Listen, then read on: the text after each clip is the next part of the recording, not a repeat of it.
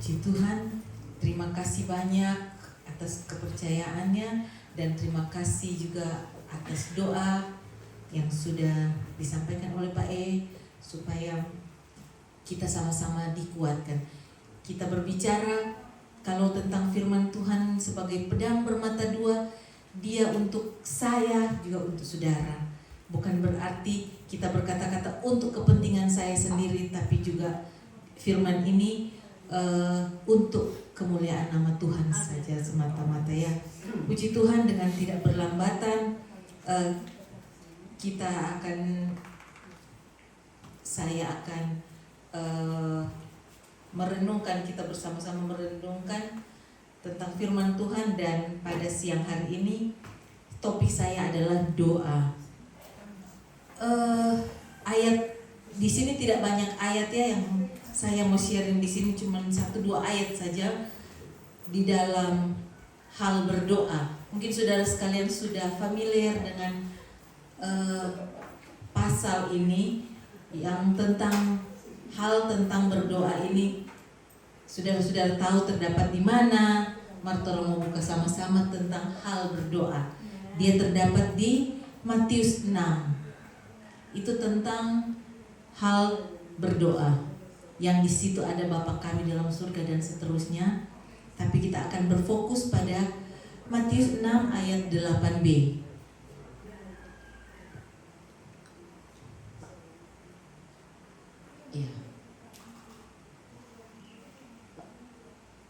Ya. Matius 6 ayat 8b 2-3. Karena Bapamu mengetahui apa yang kamu perlukan sebelum kamu meminta kepadanya. Haleluya. Sebelum saya masuk, saya mau bertanya kepada Bapak Ibu sekalian juga, Messi atau Eva, apa yang kita tahu tentang doa, tentang hal berdoa? Yang kalau kita suka berdoa, apa yang hal umum yang kita tahu tentang berdoa? Sorry kalau kita mau tanya satu-satu juga supaya ini kan aktif toh antara saya maupun pendengar, antara pembicara dan juga yang pendengar. Tolong dari Pak Frankie, apa yang Bapak tahu tentang hal berdoa? Berdoa suatu ungkapan permintaan dan ungkapan melalui ucapan berdoa itu bersyukur dan meminta apa saja. Oke. Kalau Pak Agus? Kalau saya berdoa itu adalah satu cara komunikasi dengan Tuhan ya. Ya. Menjalin hubungan kita, roh kita dengan roh Tuhan. Ya, terima kasih. Dimana, dari situ kita bisa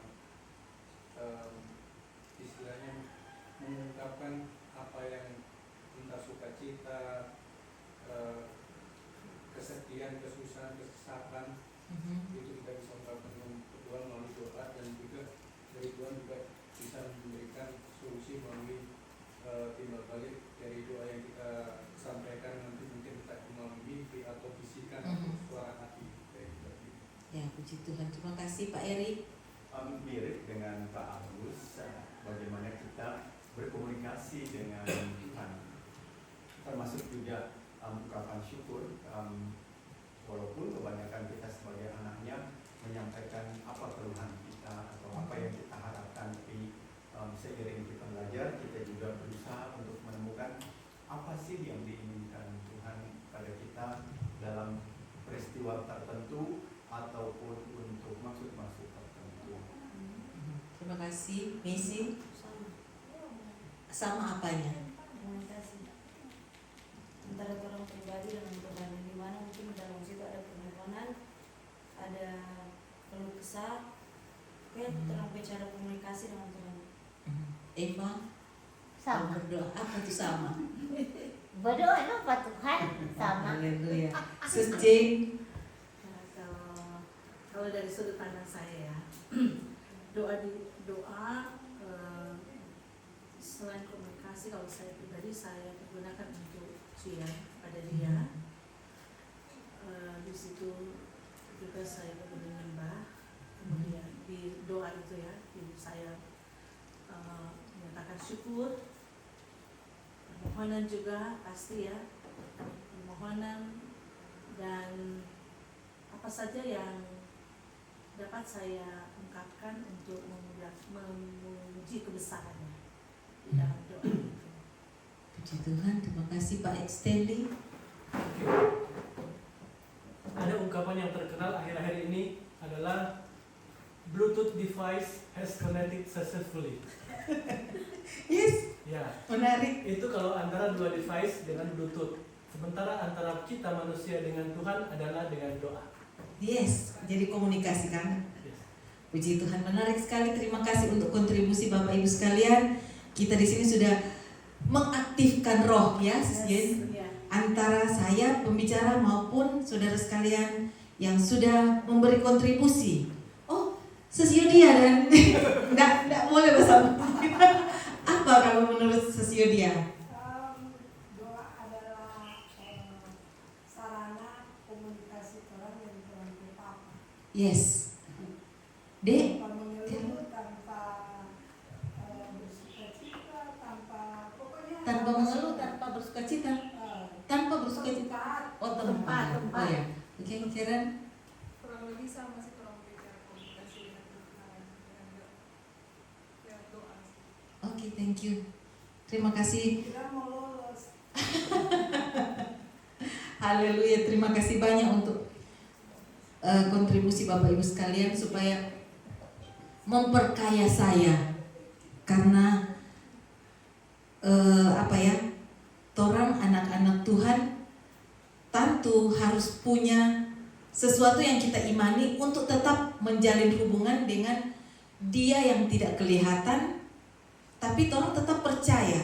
Karena firman Tuhan bilang lebih baik tuh orang yang tidak melihat namun percaya. Nah, torang-torang ini sudah saling memberi kekuatan satu dengan lain dan yang lain tentang hal-hal pribadi lewat doa yang saudara sekalian sudah lakukan satu dengan yang lain kurang lebih sama ya. Sebagaimana di sini juga dibilang di dalam Matius 6 tentang hal berdoa, di situ ada Bapa kami di dalam surga. Nah, di kalimat pertama itu Bapa kami, berarti status antara orang tua ya, Bapa dengan anak, dan hubungan antara Papa dengan anak. Begitu eratnya, begitu dekatnya antara Papa dengan anak. Bapa itu adalah sumber. Kalau kita melihat Bapa di surga ya, yaitu Yesus Kristus, bahwa Dialah yang menjadi sumber kekuatan kita, sumber kehidupan kita, dan segala sesuatu yang Dia ciptakan, terutama kami manusia ya, bukan cuma alam semesta raya tanpa isi, tetapi teristimewa kita manusia ciptaan Tuhan Yesus. Haruslah kita berkomunikasi dengan Bapa sebagai Tuhan kita, yaitu Yesus Kristus ya. Di sini menarik, ada berbagai-bagai masukan dan pengalaman Bapak Ibu sekalian yang sudah disampaikan, bahwa di dalam doa itu kita menyampaikan keluh kesah dan ucapan syukur, terima kasih dan sebagainya. Nah, sekarang sebelum kita lanjut, kita mau tanya ulang supaya tidak mengantuk, Kang. Apa tujuan doa dan harapan Anda kepada Tuhan? Di dalam doa, apa tujuan Anda berdoa? Kita tidak mau tunjuk satu persatu. Siapa aja yang tergerak mau jawab. Apa sih tujuan doa itu? Silakan Pak Stefan. Mungkin kalau mau jawab satu-satu agak beda sesuai dengan jawaban pertama yang tadi. Tapi kalau kita sesuai jaga jawaban tadi juga supaya connected. Kalau connected berarti terjadi komunikasi, terkoneksi ya. Jadi kalau terkoneksi, orang bisa connect, ada pertanyaan, ada jawaban berarti. Kalau misalnya doa, apa selalu brutally dapat DP jawaban? Kalau terkoneksi dalam hal ini dua arah, Bluetooth.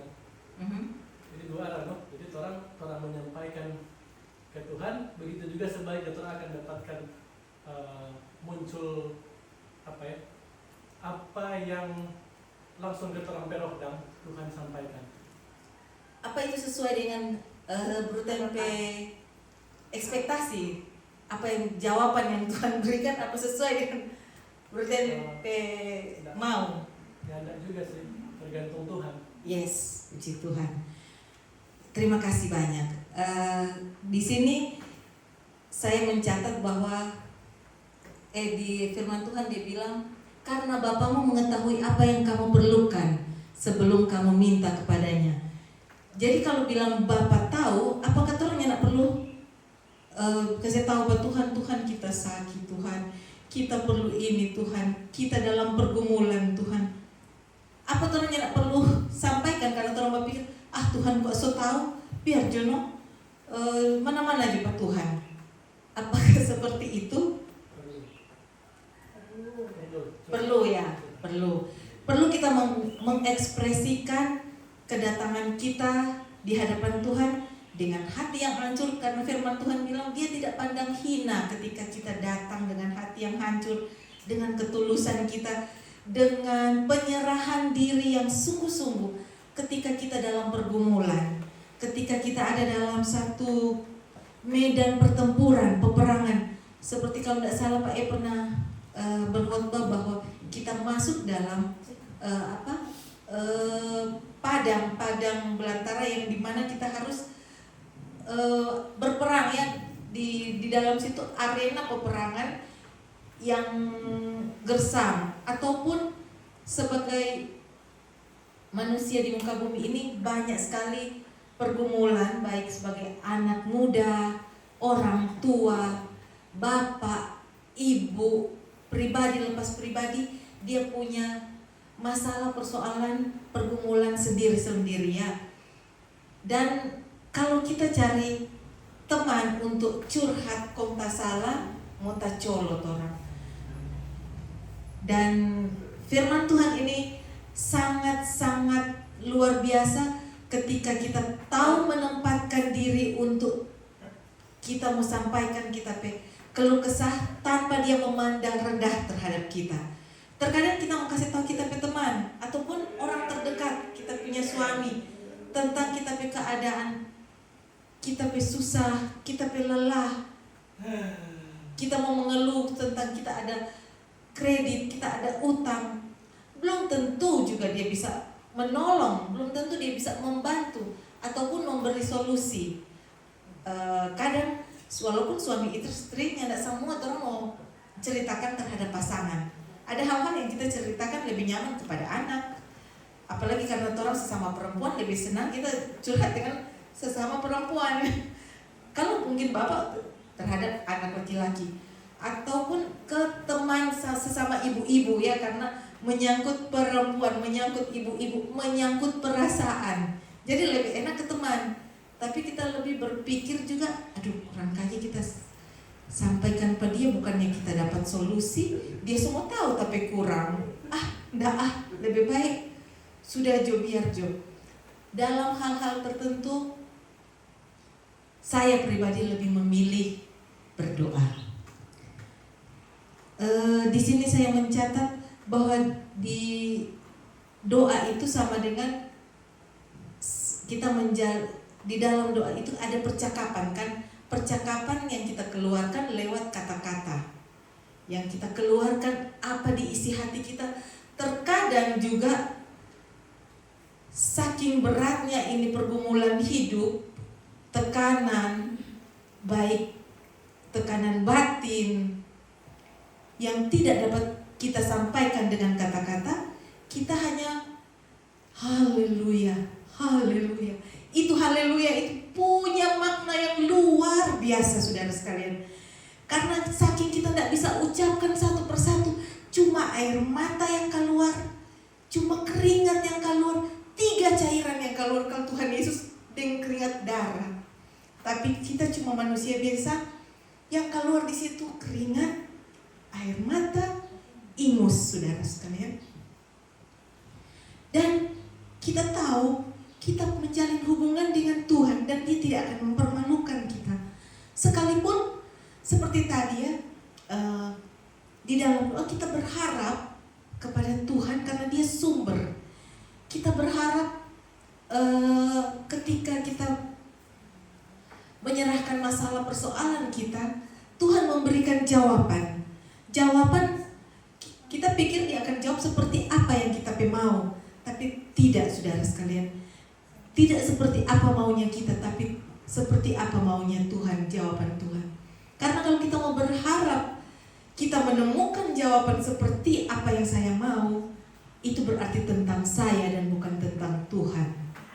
Sementara Tuhan ciptakan saya, tentu dia punya tujuan atas saya. Sebagaimana seorang penjunan, seorang pencipta satu karya, dia buat satu karya itu tentu dia punya tujuan. Itu terhadap benda mati yang dia buat ya. Apatah lagi dengan Tuhan. Dia sebagai penjunan yang agung. Dia menciptakan kita sesuai dengan kehendaknya. Dan kita meminta di dalam doa, kungana berharap muta ikur panganap mau DP jawaban. Nggak, stop. Jadi jangan terlalu berharap supaya orang jangan putus asa. Kalau mau pikir supaya kita bisa dapatkan jawaban sesuai dengan apa yang kita mau dan bukan apa yang maunya Tuhan, kita akan kecewa. Pastinya kita akan kecewa karena kita tidak menemukan jawaban seperti apa yang saya mau. Dan di sini saya mencatat bahwa di dalam doa kita berbicara dengan Tuhan sebagai sang pencipta yang tadi saya bilang, sebagai penguasa hidup kita, yang tadinya kita juga sudah baca bahwa dia yang maha tahu, dia yang maha kuasa, dia yang maha hadir. Tidak mungkin dia tidak tahu pastor keadaan yang sedang sakit ini. Saya berdoa di rumah, dalam doa tidur ataupun doa bangun, saya sertakan nama pastor.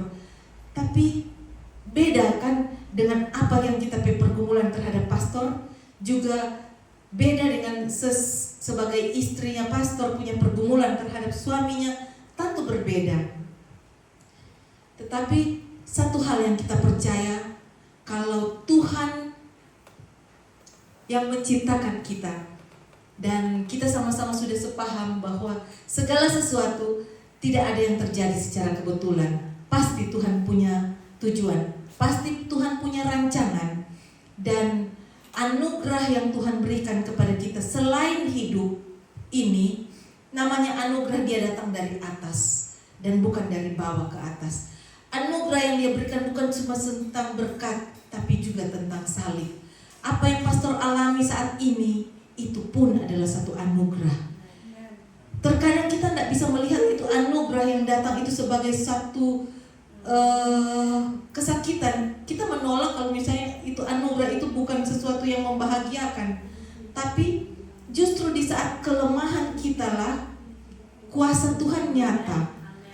Dan bukan tentang masalah kita, bukan tentang persoalan kita, tapi kalau kita mengerti tentang Tuhan di dalam setiap pergumulan kita, dalam sakit kita, bukan saja kita mau meminta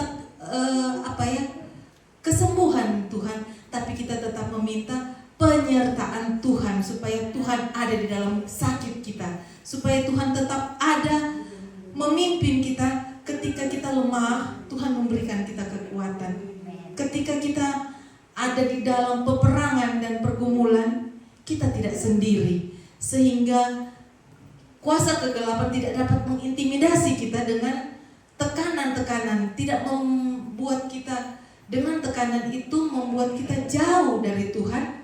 Tapi kalau kita mengerti bahwa tujuan Tuhan menciptakan kita, menaruh kita di muka bumi ini, pasti kita punya tujuan Tuhan, maka kita akan tetap dapat bersyukur di dalam melewati proses hidup, di dalam melewati berbagai-bagai jatuh bangun kita, dinamika hidup ini, ada dalam persoalan, ada dalam pergumulan apapun itu, kita bisa menyadari bahwa Tuhan juga tahu, karena Dia maha tahu, Dia maha hadir, dan kita tidak bisa sembunyi. Kalau kita tahu kita tidak bisa sembunyi, kita tidak akan bikin hal-hal yang bersembunyi kiri, bersembunyi kanan, karena kita tahu Tuhan yang melihat. Tidak ada yang bisa sembunyi dari hadirat Tuhan. Jadi kalau kita coba jalan, kemudian kita dapat rasa, oh Tuhan sudah betul, so ini kita nih dia. Ada roh Tuhan yang berbisik lewat hati kecil dan bilang, oh so salah ini dia, jadi jangan terus, cepat coba balik. Karena semakin jauh kita melangkah dalam jalur yang tidak benar, kita akan susah untuk kembali. Karena kita orang tua bilang, tadinya kita ada di satu titik, tapi berjalannya waktu tuh titik ini kalau kita tidak cepat kembali kepada kebenaran, anak akan lebih jauh dan ujungnya di sana anak tidak tahu ada apa di sana dan anak akan susah untuk kembali. Ilustrasi ya, ketika orang yang suka bohong, dia akan menutupi kebohongan yang pertama dengan kebohongan yang kedua. Kemudian untuk menutupi kebohongan yang kedua, dia harus nutupin, dia mesti berbohong ulang untuk nutupin yang ini. Dan terjadi terus menerus sampai akhirnya dia pun sendiri lupa apa yang dia ada bicara. Nah, itu yang kita bilang, itu yang titik tadi, itu saja soal kebohongan. Apatah lagi kalau kita salah salah bergaul, kita jauh dari penjunan, jauh dari Tuhan, kita akan semakin sukar untuk kembali. Kalau misalnya, sorry to say, dalam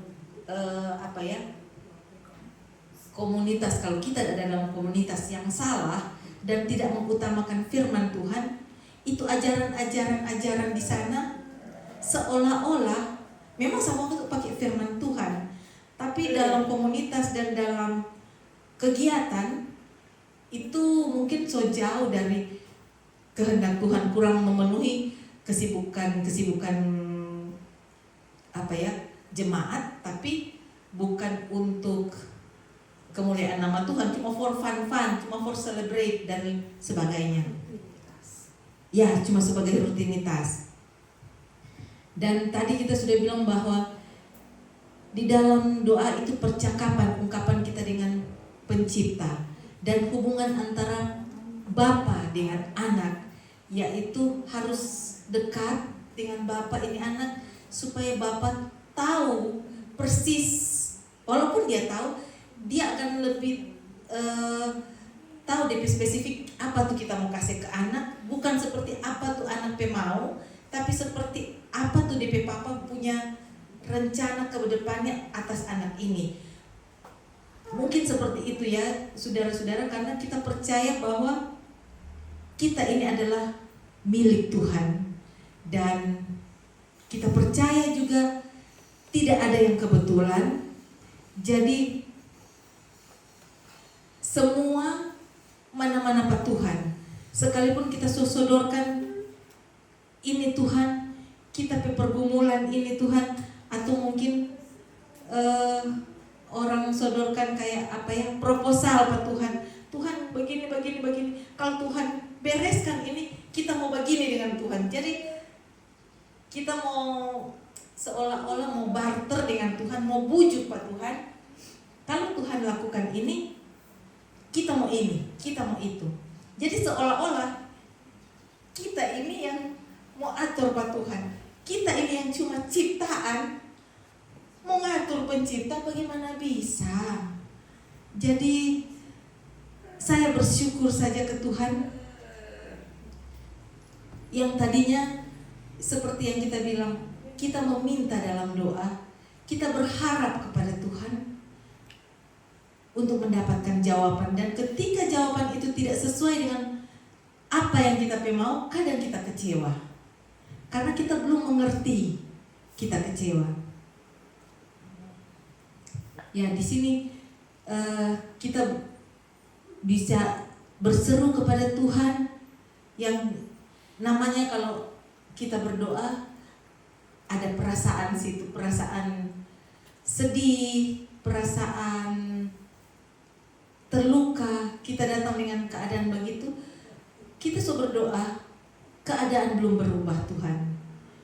Terkadang selesai keluar dari kamar, selesai berdoa, keadaan di luar tidak berubah, tapi yang berubah, kitanya yang berubah, bukan keadaan di luar yang berubah, tapi kitanya yang berubah. Kita lebih rasa damai, kita lebih rasa plong, walaupun ini badan masih lelah, walaupun itu kita maksud doa itu belum terjawab, tapi paling tidak itu beban ikatan itu terlepas. Jadi ternyata yang Tuhan buat bukan keadaan yang membaik, tetapi sayanya. Karena saya ini yang menjadi satu tujuan Tuhan atas saya, bukan atas mereka. Jadi kalau Tuhan izinkan sesuatu terjadi di dalam kehidupan kita, itu semua mana-mana Pak Tuhan, dan biarlah lewat itu kita lebih dekat dengan Tuhan, kita lebih mengerti apa yang menjadi tujuan Tuhan. Di sini saya mencatat bahwa dalam doa yang Yesus ajarkan juga kepada kita, yaitu yang tadi saya bilang Bapa kami dalam surga, menyatakan bahwa kita, saya sudah sampaikan tadi,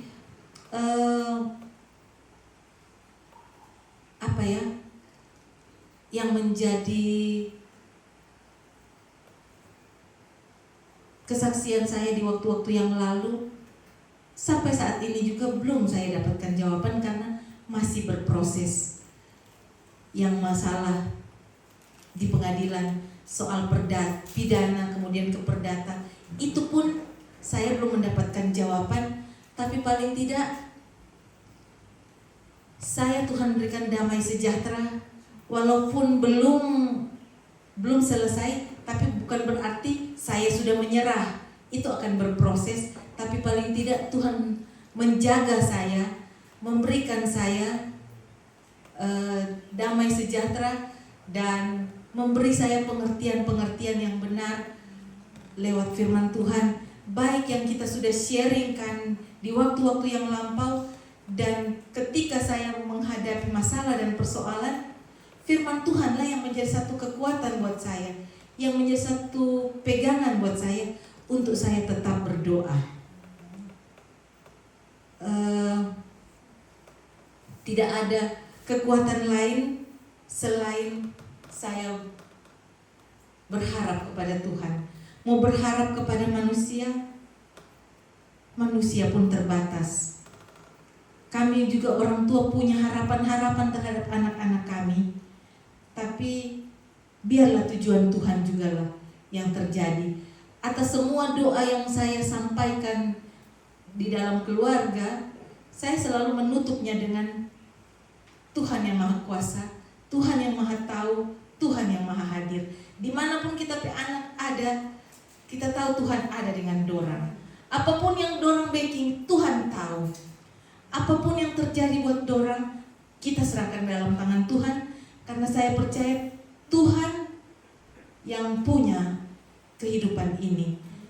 Dan saya menutup bahwa biarlah kehendak Tuhan yang jadi, karena kami orang tua merancangkan untuk masa depan anak-anak, tapi apalah kami punya daya ya, kami hanya bisa berserah kepada Tuhan dan bilang jadilah menurut kehendak Tuhan, sehingga kami tetap percaya Tuhan Yesus ada. Dan ayat terakhir di 1 Tesalonika 5 ayat 17.